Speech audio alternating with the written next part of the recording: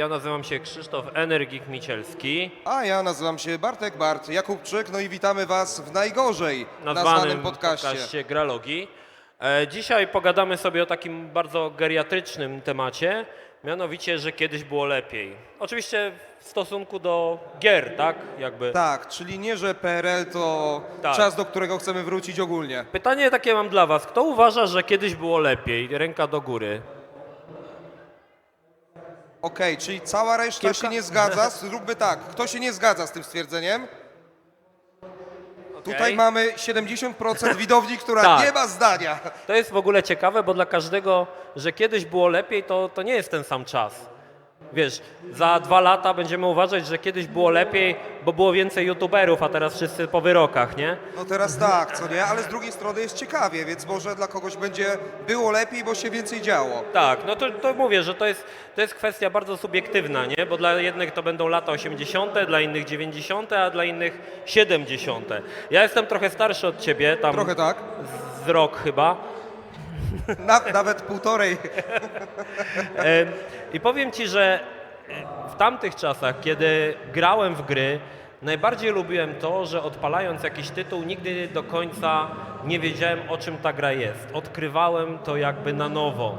Znaczy na nowo, tak naprawdę odkrywałem tą grę. Nie było to tak, że dzisiaj odpalam sobie grę, jestem po 20 trailerach, znam całą fabułę. Po gameplayu, po story trailerze, po Tak. jakichś tutorialach Tak, pierwszych. tak. Gameplay, Jasne. trailer, nie? I wszystko jakby wiesz, nie? Natomiast kiedyś to było tak, że odpalasz grę, tytuł nawet może być ci zupełnie nieznany, ale ją uruchamiasz i jakby wszystko od nowa, wszystko jest dla ciebie nowe. Jasne, słuchaj, ja myślę, że jeszcze takim jednym ważnym elementem było to, jak kiedyś wyglądał marketing gier. Wcześniejsze gry, głównie marketingiem były okładki i nie Tak, oszukujmy się, one często nie miały nic wspólnego z tym, jak wygląda gra. One miały przedstawić feeling, one miały pokazać mniej więcej, wiesz, przygodę, jaką odbędziesz, ale nie to, jak ta gra wygląda. No to właśnie to jest też niesamowite, bo kupowałeś na przykład takiego, nie wiem, Spidermana na Atari 2600, no okładce świetny rysunek. Wczorajszy slajd? Tak, no. Odpalasz i to w ogóle jakby nie ma tutaj nie ma wspólnego z tym, nie? Natomiast też lubiłem to, że w tamtym czasie wychodziły czasopisma komputerowe i bardzo często poznawaliśmy te gry przez screeny. Nie było jeszcze wtedy trailerów, nie było internetu, więc się oglądało ten screen, który był tak naprawdę robiony aparatem fotograficznym, Tak jest. takim zwykłym, nie cyfrowym i ktoś po prostu fotografował telewizor, następnie to skanował skanerem ręcznym, wrzucał to do gazety, do czasopisma, które było na jakimś papierze drugiej kategorii, gdzie tam matryca się jeszcze przesunęła i na podstawie tych screenów musieliśmy określić, czy ta gra jest fajna, czy nie jest fajna. No tak, no i warto tutaj też pamiętać o tym, że oprócz tych screenów w gazetach, no mieliśmy przecież recenzentów, mieliśmy naszych ukochanych redaktorów Tak. i tego słowa ukochanych użyłem tutaj specjalnie. Nie wiem jak ty, ja, większość moich znajomych, my mieliśmy recenzentów, którzy przemawiali do nas, którzy recenzowali gry, które nam gdzieś się ogólnie podobały, czy gatunki i przede wszystkim po jakimś czasie, jak się zapoznaliśmy z kilkoma recenzjami, czasami to był na przykład rok oglądania czasopisma, bo zazwyczaj wychodziły raz na miesiąc, to wiedzieliśmy, że on ma podobny gust do nas, podobny styl i wiedziałem, że jeżeli osoba X zrecenzuje daną grę, ja bardziej jej ufam i on był taką moją małą wyrocznią w ogóle. No właśnie, ale tutaj też w mojej opinii jest tutaj pewien problem, bo dzisiaj możesz stwierdzić, jeżeli jakiś recenzent zrecenzuje grę i nie wiem, będzie ona na przykład zła, możesz obejrzeć jeszcze innych recenzentów, możesz obejrzeć recenzentów z zagranicy, masz do tego dostęp. W tamtym czasie nie miałeś dostępu do tego i tak naprawdę osoba, która recenzowała grę, ona była tak naprawdę, wydawała osąd na tytuł, i wszyscy z tym musieli się zgodzić. Nie było jakby kontrargumentów, tak? Bo jeżeli ktoś powiedział, napisał, że gra jest słaba, no to wtedy zakładałeś, że jest ona faktycznie słaba, nie? Zazwyczaj tak, chociaż mieliśmy czasami starcia recenzentów w różnych gazetach. No to już mówisz o tych późniejszych, tak? Tak, Ja mówię tak, o tych tak. czasach jeszcze Top Secret, kiedy był tylko okej. jeden czas. Ale tak, później tych czasopism było sporo i miałeś też tak, że kupowałeś ileś tych czasopism i porównywałeś te recenzje na przykład pomiędzy sobą? Wiesz co, teraz tak sam początek raczej nie, bo te pierwsze powiedzmy podrygi, lata 90., takie mega początki, No to tak jak powiedziałeś, Top Secret, Secret Service, nawet nie było specjalnie w czym wybierać, tak? Jeszcze był Gambler. Oj, no to był jeszcze Komputer Studio, Świat Gier Komputerowych, gry komputerowe, Reset, no Reset. było tego od groma, nie? Chyba że pójdziemy trochę dalej, no to mamy też czasopisma konsolowe. Pozostałość z tamtych lat, czyli PSX Extreme, mieliśmy Neo Plus, Neo, PlayStation Neo, Plus, Player Station Plus. Było tego, faktycznie. I, to był trochę taki nasz YouTube, nie? Te czasopisma, bo on jakby... Tak, tylko chyba bez takich akcji jak ostatnio. Tego jeszcze nie wiem, to się okaże. Możliwe, nie? Zobaczymy. możliwe. Ale faktycznie, to było jakby... porównywaliśmy sobie te recenzje w tych czasopismach i mogliśmy jakąś sobie tam opinię o tej grze wyrobić, mniejszą, bardziej lubianą. Ja pamiętam takiego słynnego recenzenta z Secret Service'u, Gulasza. Oczywiście, bardzo znane. Gulasza chyba wszyscy znają, który miał tak niesamowitą Czekaj, siłę... czekaj, chcesz się przekonać, czy to, co powiedziałeś, jest prawdą? Co? Ja się spytam. Moi drodzy, czy A, ktoś dobra. z was zna Gulasza? Ale nie osobiście, W kojarzycie sensie go. kojarzycie z czasopism. Zero rąk, mój nie drogi. To nie jest program dla młodych ludzi. Gulasz w Secret Service opisywał głównie bijatyki i miał niesamowitą moc przekonywania ludzi, nawet którzy nie grają w bijatyki, że trzeba w tą grę zagrać, nie? No tak, on miał ogromną pasję i mówił przede wszystkim, mówił i pisał z pasją i to jest też ciekawa rzecz. Pytanie, jak ty jako odbiorca w ogóle masz to traktować, tak? Wszystko to, co powiedziałem przed chwilą, masz ulubionego recenzenta, redaktora, on w jakiś sposób do ciebie przemawia, no ale mamy bardzo, mi się wydaje, że bardzo podobną sytuację teraz na YouTubie i na różnych platformach, gdzie po prostu recenzje są w formie pisanej, w formie wideo, nie ma to znaczenia, że jeżeli ktoś zrobi atrakcyjny materiał, po prostu atrakcyjny, przemawiający dla ciebie, może być szybki, spontaniczny, nieważne, taki, który trafia do osoby, która go ogląda, no myślę, że to jest bardzo podobna sytuacja. Tekst został przez Gulasza napisany tak, że cię przekonał, a obecnie zostało zrobione wideo, które cię przekonało, ale to wcale nie znaczy, że gra faktycznie ci się spodoba. No tak, tylko tutaj właśnie wchodzi to, że mieliśmy dzisiaj mamy ten problem, że mamy bardzo dużo tych recenzentów, jasne. nie? A wtedy jakby był Gulasz i nikogo więcej, tak? To zajmował ziemniaki. się tak profesjonalnie bijatykami, nie? No tak.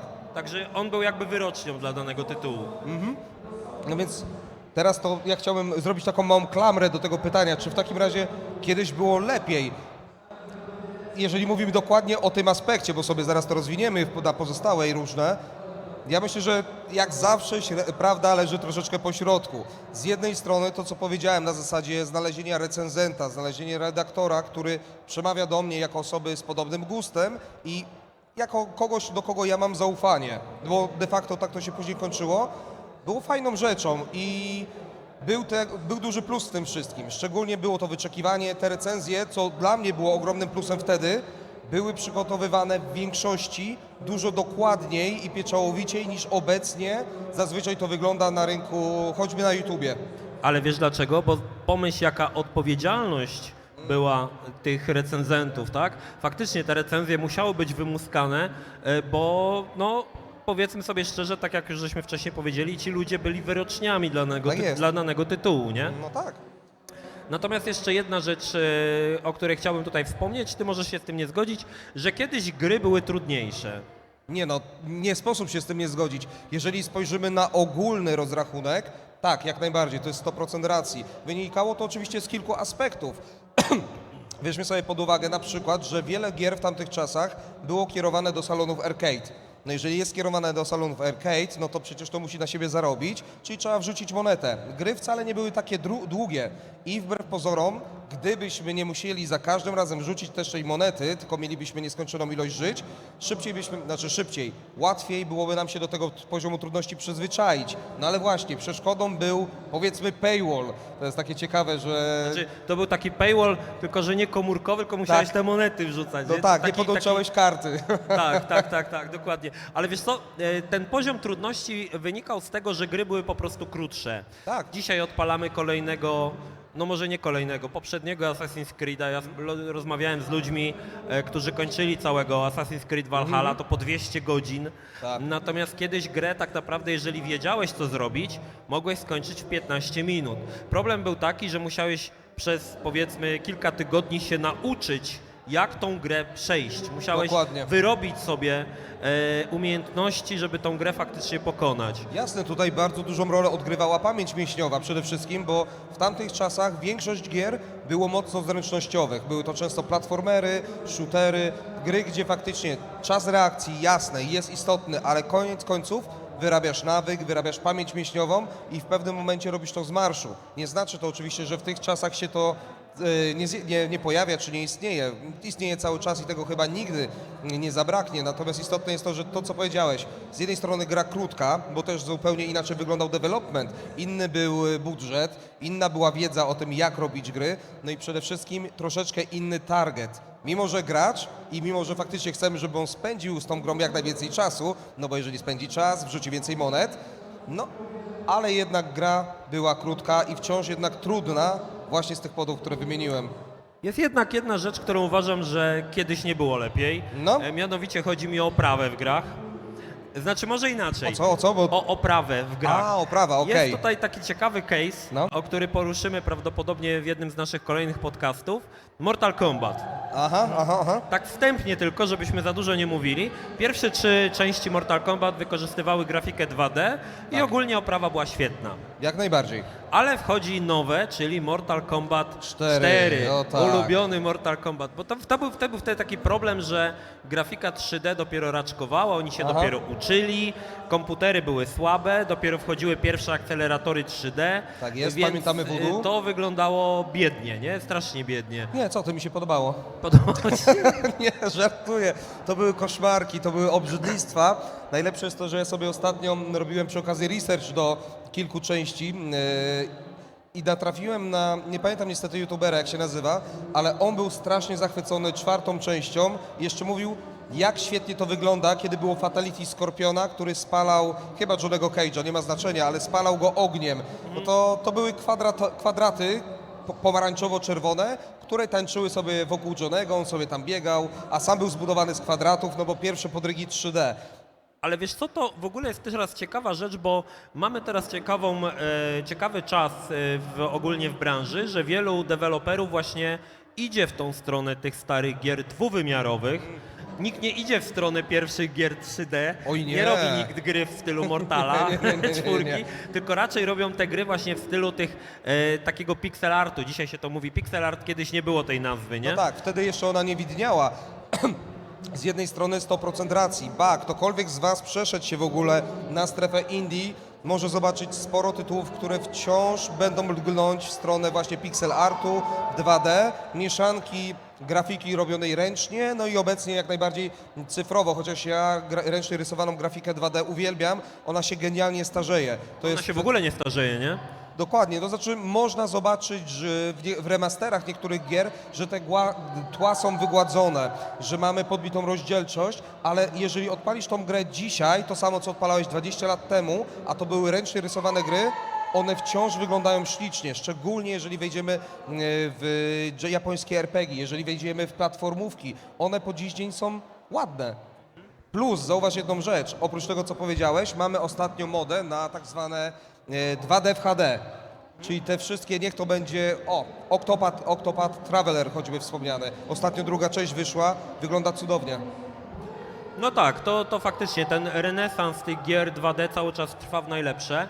Natomiast to, co mi się jeszcze podobało w latach zamierzchłych, to tak jak mówię, dla każdego są inne te lata, ale ten czas, kiedy wchodziła grafika 3D, niemal każda gra oferowała jakiś nowy feature. Coś, co potem stawało się standardem. Na przykład, wiesz, Max Payne wprowadził bullet time, Oczywiście. nie? I potem, wiesz, w wielu grach ten pomysł był wykorzystywany. Dzisiaj bardzo ciężko jest wymyśleć coś takiego, co stanie się standardem, bo tak naprawdę wszystko już zostało niemal wymyślone, nie? Jasne, ale wiesz co, to jest w ogóle aspekt, który dotyka myślę, że każdej branży. Spójrzmy na branżę muzyczną. Ciężko jest wymyślić nowe brzmienia. Zauważ, jak często wraca się obecnie brzmieniami do lat 80., do lat Ostatnio 90. Italo Disco wróciło. O, choćby, prawda? Spójrzmy na kinematografię. Bardzo popularne są filmy, które są nostalgiczną podróżą do tego, co było właśnie kiedyś. Znowu wracamy lata 80., 90., co nie znaczy, że wszystko, co tam zostało wymyślone, jest najlepsze. Żebyście nas źle nie zrozumieli. To nie jest to. Wychodzi po prostu na to, że jest pewien standard, który może już jest trochę przestarzały, patrząc z pewnego punktu widzenia, ale wciąż mimo wszystko jednak aktualny i pożądany przez ludzi. Więc może, jak jest to przysłowie, tak, że nowe wrogiem dobrego, prawda? Ale wiesz co, to jest chyba też trochę tak, że bardzo często leci to wszystko na nostalgii, nie? Że tęsknimy za tymi czasami, kiedy graliśmy, nie wiem, San Andreas. Dla niektórych to będzie San Andreas, dla innych... Dla mnie Vice City. Albo no, dla ciebie Vice City, dla innych to będą jeszcze jakieś gry z Commodore, że tęsknimy za tymi czasami i że one jakby przywołują miłe wspomnienia. Natomiast jest tutaj też ciekawa rzecz, takie ciekawe case'y, kiedy wielu twórców próbuje stworzyć ponownie te gry, które były kiedyś i one po prostu się nie udaje. Tak, jak najbardziej. Wiesz co, poruszyłeś bardzo ciekawą kwestię. Mam kilka tytułów w głowie, ale przypomnę choćby, no nie wiem, niech będzie choćby remake Medieval, który wyszedł na PSX-a. On był chyba w zeszłym roku wydany. Tych gier było ostatnio sporo i można pomyśleć nad kilkoma powodami, dlaczego to się w ogóle nie udaje, czemu to jest problem. Po pierwsze, jeżeli gra jest zrobiona 1:1, odnośnie tego, co było robione kiedyś, jest pewien problem. My jako gracze jesteśmy przyzwyczajeni do tego, że jest więcej, czegoś nam brakuje.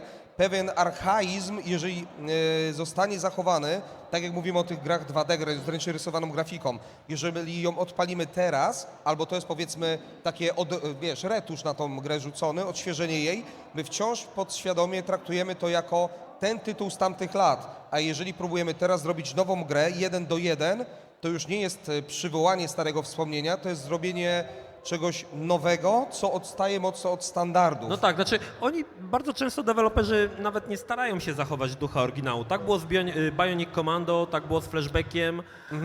Te gry, które po prostu miały tych samych bohaterów, w zasadzie te same lokacje. Znaczy te lokacje, one nie były te same, bo to było przeniesione w 3D, ale starały się jakby przenieść tego ducha oryginału na grafikę trójwymiarową.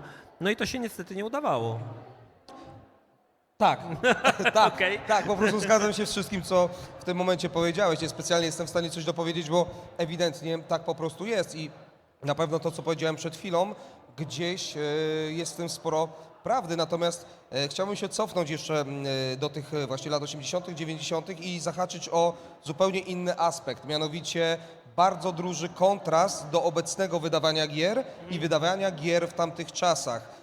Wiadomo, że wtedy w większości, jeżeli spojrzymy sobie procentowo na cały rynek, gry były wydawane w dużo bardziej skończonej formie, były bardziej dopieszczone. Oczywiście brak internetu, brak day one patchy, tak, albo nawet day zero patchy, brak kolejnych łatek, słuchania community i tak dalej. Oczywiście były gry, które były tak skiepszone, że trzeba było wydać po prostu kolejne tłoki albo kolejne kartridże, jak najbardziej, ale w większości wypadków gry były skończone lepiej.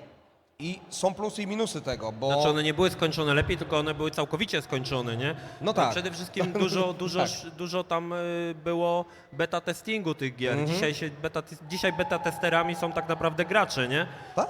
Którzy stwierdzą, że to nie działa, dobra, to poprawimy i wydamy patcha, który zajmuje 50 gigabajtów, niech sobie ściągają, nie? A kiedyś, no Jasne. faktycznie, jeżeli gra była zepsuta, no to trzeba było to ściągnąć z półek i wydać od nowa, tak? To było w ogóle ciekawa rzecz. Z jednej strony tak, ale wiesz co mnie jeszcze zaskakuje, bo jeżeli porównamy sobie te dwie rzeczy, w obecnych czasach często dochodzi do pewnego takiego, może nie kuriozalnego zjawiska, ale do sytuacji, powiedziałbym, bardzo niefajnej ze względu na brak lepszego słowa. Mianowicie, jeżeli gra sprzeda się, powiedzmy, umiarkowanie, to deweloper będzie ją wspierał. To jest normalny proces biznesowy. Jakby nie chodzi o to, że mam tutaj jakiś wielki problem w stosunku do deweloperów, bo jest to zrozumiałe z punktu widzenia biznesowego. Mamy fundusze na to, żeby ją dopieścić, będziemy ją dopieszczać. Gra sprzeda się mimo wszystko bardzo dobrze, będziemy ją dopieszczać bardziej, ale często jest też tak, że gra, wychodzi, niestety jest krapem i nie dopieścimy jej, bo się nie sprzedała. Chociaż mamy wyjątki, tak? No choćby No Man's Sky. No wiesz, też jest taka sytuacja dzisiaj, że na przykład jeżeli gra działa tylko online i wyłączają serwery, no to tak naprawdę płyta może ci robić jako podstawka pod kubek, nie? Tak było chociażby z taką grą MAG, ona była na PlayStation 3, to była gra multiplayerowa na 128 osób. I oni wyłączyli serwery i tak naprawdę już nie możesz w to grać, nie? To Jasne. trochę kupiłeś rzecz, która tak naprawdę dzisiaj nie ma żadnej jakby wartości, bo ani tej gry nie uruchomisz, ani nic, nie? Może jakąś sentymentalną co najwyżej. nie słyszałem o tym, żeby ktoś się tym zajmował, ale faktycznie takie rzeczy się zdarzają, że jakby ta gra przestaje istnieć, nie? No tak, a nie zapominajmy też o tym, że mamy te sławne i tutaj duży cudzysłów, gry, które będą wiecznie wspierane. A oczywiście po paru latach wspierane nie są, no bo dzieje się dokładnie to, co powiedziałeś, czyli wyłączamy serweru, dziękuję, do widzenia i tutaj możemy przejść z mojej strony płynnie do kolejnego ważnego aspektu, czyli cyfryzacja gier. Na chwilę obecną no, nikt raczej nie przewiduje, że Steam nam upadnie, tak? Ale mimo wszystko istnieją. Po pierwsze, istnieje takie zagrożenie, że nasza cyfrowa biblioteka zniknie, to jest pierwsza kwestia, a druga, co widzimy w kilku sklepach cyfrowych, po prostu zostanie wycofana z dystrybucji i czasami nawet, jeżeli miałeś ją kupioną, nie będziesz miał do niej dostępu. No tak, to jest faktycznie tutaj przewaga tych gier wydawanych na nośniku fizycznym, że faktycznie masz ją w dłoni, w każdej chwili możesz wrzucić w czytnik i ją uruchomić. Jednym chyba z ciekawych aspektów był na przykład San Andreas chyba na Steamie wydany, Aha. gdzie pokończyły się licencje na jakąś muzykę i po Tak. prostu to zostało wycięte, nie? Natomiast jeżeli masz wersję powiedzmy na płycie, nie wiem, na PlayStation 2, na Xboxa, no to nadal masz tą wersję pełną z całym soundtrackiem. Ale to też jest to, co powiedziałeś, że dzisiaj bardzo łatwo jest usunąć grę z biblioteki Steam, żeby nikt nie miał do niej dostępu. Zresztą Steam czasami sam robi takie sytuacje, że usuwa. Takie nie? czystki trochę. No czystki. Wtedy jakby już tracisz bezpowrotny dostęp do danego tytułu. No ale jak miałeś to faktycznie na wydaniu fizycznym, no to ta gra była może się grać do dzisiaj, nie? Chociaż powiem ci, że to jest też tak, że młodsze pokolenie raczej woli już cyfrę. Oczywiście, tak, I powiem- 100%. Statystyki są tutaj bezwzględne. Tak, i to, że umrze w końcu fizyczne wydania, to nie ma się tutaj co oszukiwać, bo to się skończy. Natomiast powiem ci, że ja nawet ostatnio, i to w ogóle niesamowite, że ja się przekonałem do cyfry, wiesz, ostatnio robiłem jakiś materiał i musiałem Wiedźmina 2, nie, zainstalować. No. Wiem, że miałem go gdzieś w pudełku, ale mówię teraz szukać po tych szafkach. Mówię, dobra, kupię na Gogu, nie? Na Gogu kupiłem, pyk, pobrało się w kilka minut i już mogłem grać, nie? Natomiast no, są tutaj plusy i minusy tych wydań Tak, ja się z tą fizycznych. zgadzam w zupełności, bo ja pamiętam, jak parę lat temu zmieniałem miejsce zamieszkania i nagle wszedłem do jednego pokoju, gdzie miałem sterty płyt. Sterty płyt z różnych konsol, z różnych okresów i dotarło do mnie tak bardzo brutalnie w jednym momencie, że no wiesz co, ciężko to gdzieś pomieścić, to jest pierwsza kwestia. Te nośniki z czasem mimo wszystko, one też ulegają uszkodzeniu, to jest druga. Trzecia, sprzęt, na którym gram, też różnie. Oczywiście jasne, tutaj możemy wejść w klasyczną taką dyskusję. Możesz sobie zrobić obraz gry, tak? Jakby jeżeli masz grę, możesz sobie ściągnąć ISO z tego, tak? Pomijamy kwestię oczywiście, ile osób ściąga sobie ROMy i faktycznie posiada oryginały, bo to jest zupełnie inna dyskusja.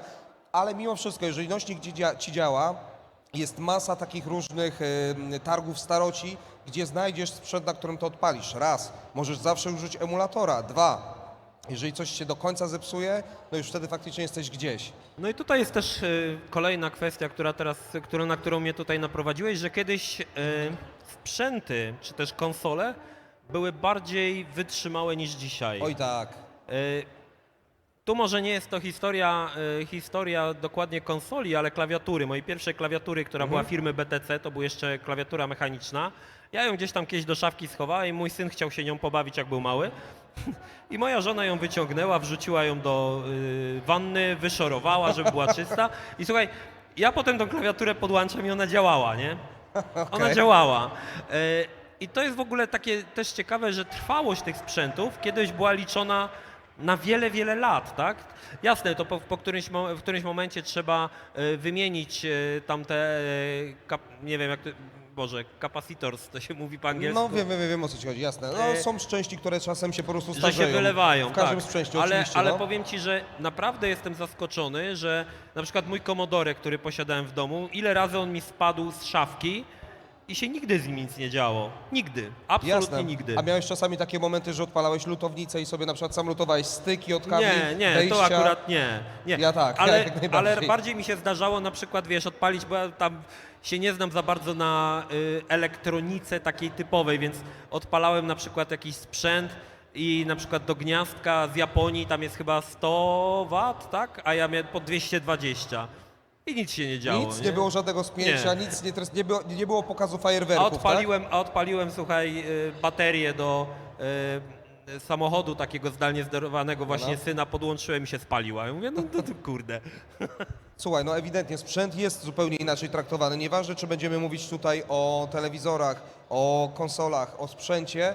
Na chwilę obecną, i to nie jest nowość, co my w tym momencie powiemy, są odpowiednie testy. Sprzęt ma wytrzymać X, czyli zazwyczaj tyle, ile trwa gwarancja. Pamiętasz telewizory Co kineskopowe? unitry, całą Dziś, resztę? No jak jasne. kupowałeś telewizor, to był to na 30 lat. No tak, no bo to Jeden miał być, telewizor, wiesz, nie? To była magia PRL-u, że to jest sprzęt na co najmniej pół życia, No. jak nie na całe. Dokładnie. Ale jest w tym, to znaczy to jest takie trochę memiczne, bym powiedział, trochę prześmiewcze, ale jest w tym sporo prawdy. Bo ja jeszcze parę lat temu, jak wyciągnąłem z piwnicy ten tak zwany telewizor z dupą, to on działa. Właśnie On po prostu dlatego, nie? działa. Właśnie dlatego, że te sprzęty były jakoś tak przygotowane pod to, żeby działały długo. Słuchaj, mamy jeszcze 15 minut. Zgadza się. Mamy dla Was konkurs, również powiązany troszkę z tym, że kiedyś było lepiej. Pytania są tendencyjne, bardzo Oj, trudne. strasznie. Natomiast do wygrania mamy figurkę z Cyberpunka Może- z Wii na motorze, co jeździ, z edycji kolekcjonerskiej. I teraz takie, właśnie nie wiem za bardzo, jak wybierzemy tutaj chętnych. Znaczy ja myślę, że zrobimy to standardową zasadą. Jeżeli ktoś chciałby sobie figurkę z edycji kolekcjonerskiej Cyberpunka zgarnąć, podniesie rękę, a my totalnie randomowo będziemy wybierać sobie, ile osób chcemy? 3. 3 osoby, tak? 3 osoby. Dobrze, to lewa część publiki jest twoja, Dobra. prawa moja, tylko ty masz dwóch, ja mam jednego, tak? Czy też ty masz... Znaczy, możesz mieć jednego. A ty znaczy, będziesz miał możesz dwóch, mieć czyli to dwóch, samo, ja co będę mogę mieć powiedziałem. jednego, nie? Nie ma problemu. Dobra, tu Dobra, mam tu mam- więcej rąk, to Tu może mam tutaj. dwie osoby. Nie wiem, Jezu, nie wiem jak teraz dużo wybrać, chętnych. nie? Dobra. Dobra, Chodź, ja widzę tutaj ktoś pana w białej okularach. bluzie. I tam ktoś Może jak- on nie chce z może tego, co jakąś widzę. panią? Wy chcecie, żeby on poszedł? Właśnie, czy mamy jakąś panią? Ja bym chętnie jakąś panią Jak tutaj się na imię? zaprosił. Proszę bardzo. Grzegorz. Cześć Grzesiu. Witam. Cześć. Jak ci na imię? Kuba, siemanko. Cześć. Cześć Kuba. I... Cześć Edyta. Cześć Edyta. Będzie Ja konkurs. mam tutaj pytania. Graliście w Cyberpunka? A chcemy im chcemy ich oklejać? Nie? A to bardzo dobrze, Krzysiek, bo to wam się do niczego chcemy i tak ich nie oklejać? przyda. Tak, jedną naklejkę potrzebujemy. Zrobimy tak. Na razie dostaniecie sobie po jednym takim bloczku w ogóle. Znaczy to już macie, To co jest nie? nagroda pocieszenia. Tak jest. Jeżeli nie odpowiecie na pytania, to albo Bart, albo ja zabieram figurkę i na razie, nie? Dokładnie. Dobra, słuchajcie, mamy dla was pytania związane z Cyberpunkiem. Gramy w ten sposób, że do 3 prawidłowych odpowiedzi. Do 3 wygranych. Do tak 3 zwane. wygranych, tak. Stań sobie może tutaj, dobrze, z boku. A ja pójdę tu. Ja będę czytał pytania, tak? Możecie sobie usiąść, jeżeli chcecie, siadajcie, nie ma jeżeli problemu. chcecie, jasne. Jak was nogi bolą, to nie ma problemu. Dobra, odpowiadamy tak, że jak ktoś wie, podnosi rękę, kto pierwszy podniesie rękę, ma prawo do odpowiedzi, tak? Tak jest. Pierwsze pytanie, takie może troszkę na rozgrzewkę i takie bardziej proste. Już mówię, szukam. No właśnie, zdać proste pytanie w tym. W jakim filmie na podstawie opowiadania Williama Gibsona zagrał Keanu Reeves? Dla ułatwienia powiem, że Keanu Reeves występuje też w Cyberpunku 2077, jakbyście nie wiedzieli. Dobra, tutaj podniósł pierwszy. filmie powiedziałeś, Jakim tak? filmie? W Matrixie. Matrix? Tak. Nie. To ja też mam. Też Matrix? No Matrix. Wszyscy Matrix, no No niestety. niestety, to nie jest prawidłowa odpowiedź, chodzi- ale mówiliśmy, Dobra, że... dobra, no Tak? okej. Mamy drugą rundę? Johnny Mnemonic? Johnny Mnemonic, tak. Tak jest. Tak jest. Pierwsza dobra odpowiedź. Mamy tutaj takie naklejki, żeby nam się nie pomyliło, bo my jesteśmy nieogarnięci ogólnie. Nie, my nie Także za jesteśmy dobrą zbyt odpowiedź błyskotliwi. będziesz dostawał jedną naklejkę, żebyśmy wiedzieli, kto ile dobrych odpowiedzi udzielił. Proszę bardzo. Dobra. To może z drugim pytaniem w takim razie wystrzelimy. To ty przeczytaj teraz. Tak? Nie wiem, czy będzie łatwiej, czy trudniej. Będzie podobnie, to na pewno. Okej, pójdziemy w takim razie trochę w gaming. Moi drodzy, pierwsza cyberpunkowa gra Hideo Kojimy. Lubicie Hideo Kojimę? Wiecie, kto to jest? Metal Gear Solid? Metal... Nie, Nie. nie. Wcześniej. Ja tak tylko podpytam, czy na publiczności Czy ktoś ktoś z wie? publiczności wie? Są jakieś złe osoby wybrałeś, Złe widzisz, osoby. tutaj wiedzą. Okej? Zgadnę, Policenauts. Polisnauts? Jeszcze wcześniej. Jeszcze Ta sama odpowiedź. Ta sama odpowiedź. No niestety nie. nikt nie wie. Czyli co, poddajemy się tutaj z tym pytaniem? Chodziło o Snatchera, pierwszą grę, którą Hideo Kojima zrobił samodzielnie tak naprawdę. Dobra, jak widzicie pytania są dosyć Bardzo trudne. łatwe, byśmy poszli totalnie na easy mode. Okej. Lubicie czytać książki? Cyberpunkowe też? No dobra. To tytuły trylogii ciągu Williama Gibsona. 3 części. Kurde, wiedziałem, że te pytania zatrudnią. Dobra, pytanie do publiczności. Czy ktoś wie? Czy ktoś czytał? Może chociaż pierwszą część. Widzisz, jakie łatwe? Wiesz? E, Jeszcze raz. O czym śnią mechaniczne owce? Nie, Cybernetyczne? to nie ten autor. Nie, Ktoś wie? O, tam są, poczekaj, to ja pójdę. Lecisz, dobra. To nie ma być łatwy konkurs. Znaczy powiedzieliśmy, że Necromancer? konkurs, i powiedzieliśmy, że będzie Neuromancer, łatwy. tak? Jest Neuromancer, a pozostałe dwie? Nikt nie wie. Kurde, dzisiaj No to- na kacu pisałem te pytania, wiedziałem, że za trudne. Dobra, ja myślę, że mam takie, gdzie możemy coś trafić w takim razie. Moi drodzy, Ale powiedzmy te tytuły. Neuromancer, Mona Lisa Turbo i Graf Zero. Nikt nie tak, nikt nie wie. Widać po reakcjach, jakby to nie było to. Dobra, ja myślę, że tutaj będzie chyba łatwiej. Moi drodzy, jak nazywa się bohater Blade Runnera Westwood 1977? Czyli gry od Westwoodu z 1977.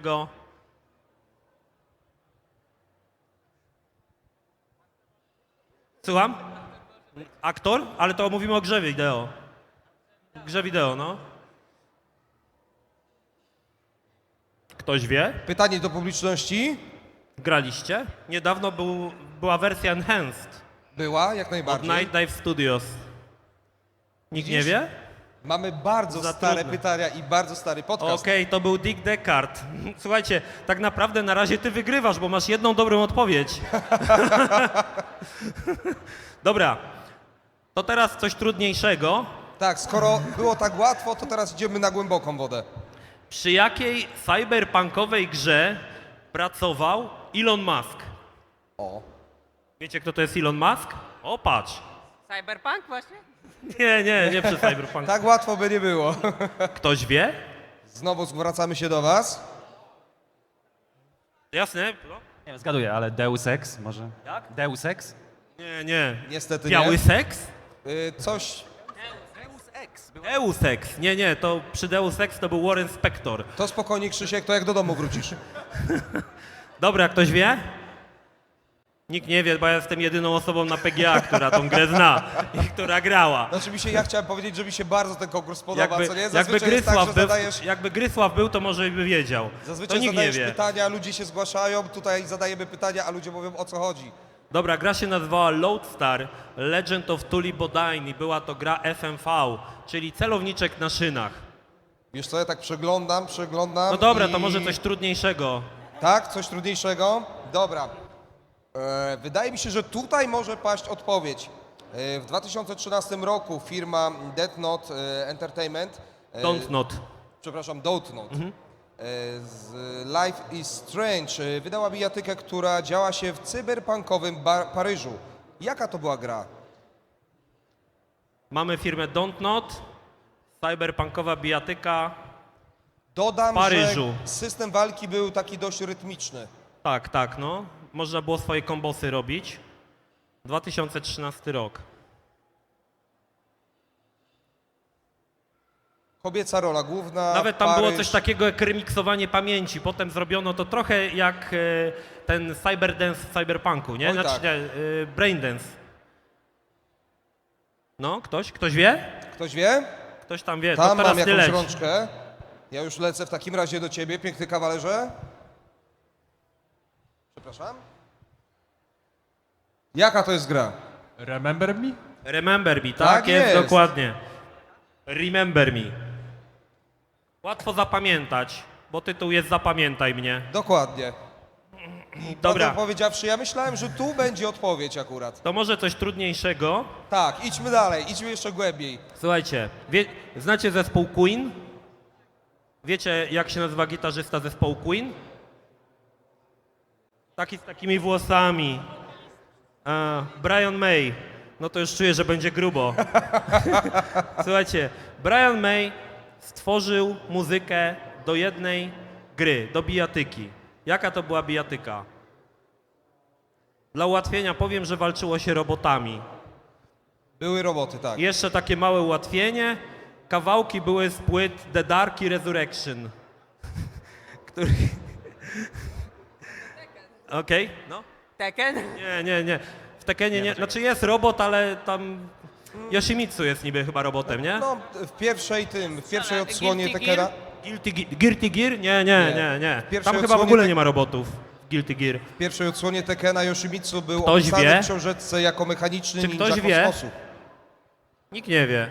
Nikt nie wie, to są najlepsze pytania. Ale ja się nie dziwię, bo był to straszny krab. O, tam ktoś wie. No? To jest któraś bijateka z serii Gundam? Nie. Jak? Z Jak? Gundama. Z Gundama? Nie. Nie. Ale szanuję cel. Gra się nazywała Rise of the Robots.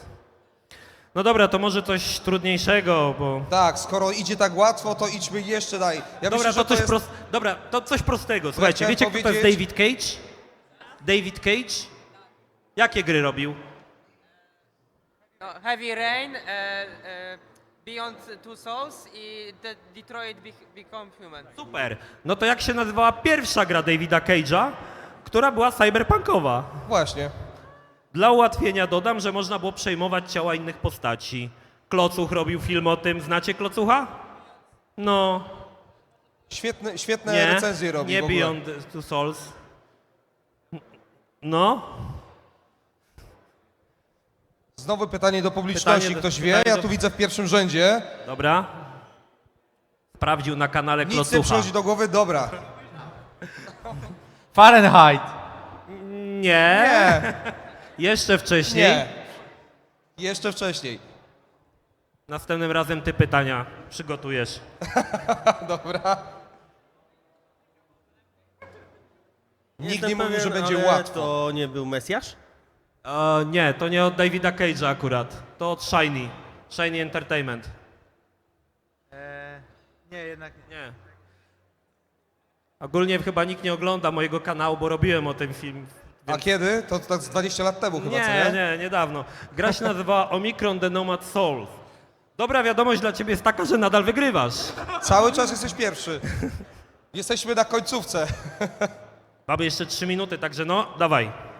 Aha, Strzelaj. bo ja już... Czy ja już mam przygotować coś opowiedzieć? Tam zostały chyba 2 tylko. Dobra. Kojarzycie grę Syndicate? Syndicate. Od Bullfroga. Lata Pierwszą 90., część.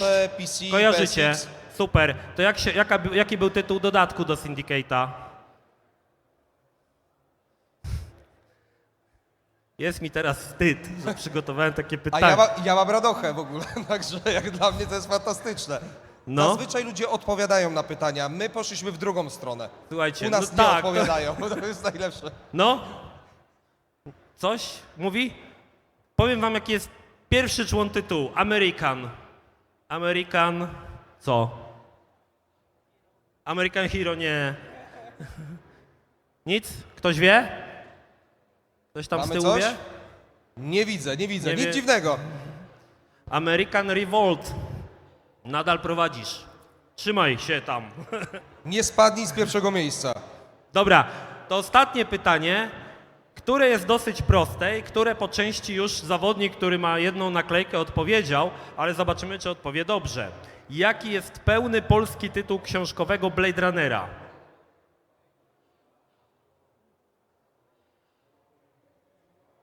No, dawaj. O!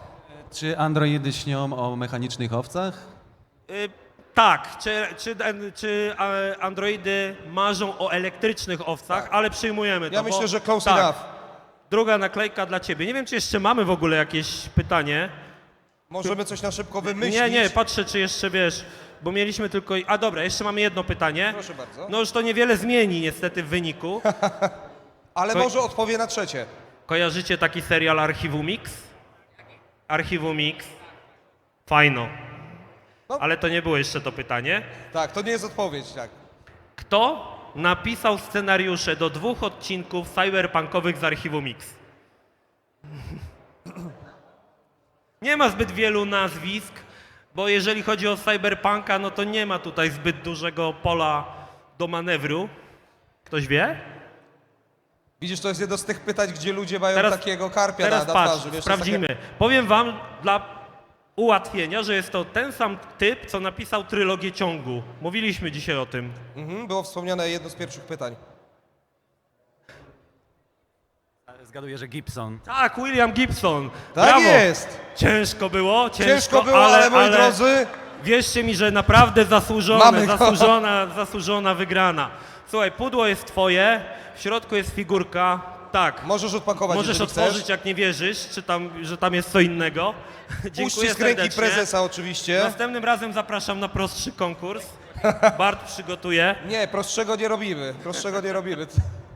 Pamiętaj, że my też mamy mieć fan z tego.